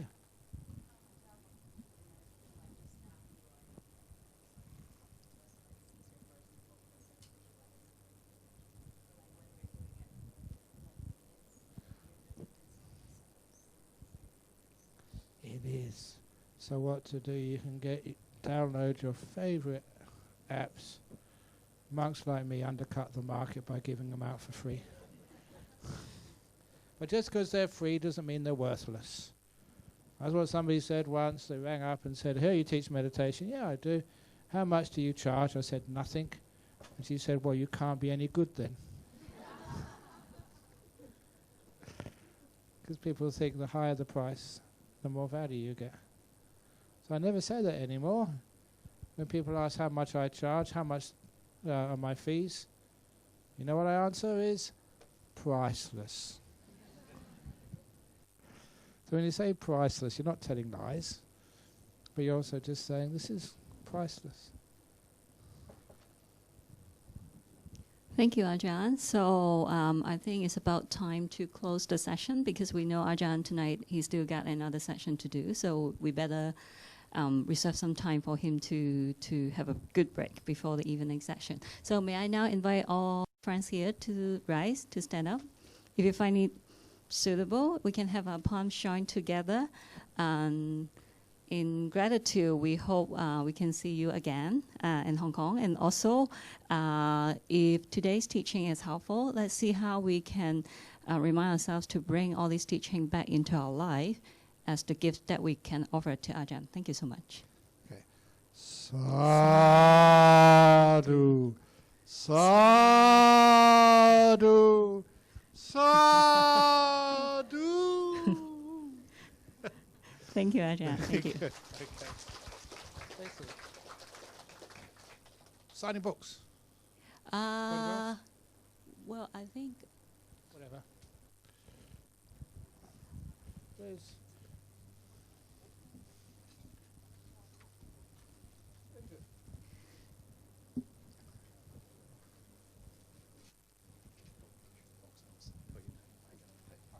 okay. So, of course, we can offer our practice as the gift to Ajahn, but also to make his teaching trip possible, to make it happen to Hong Kong and everywhere around the world.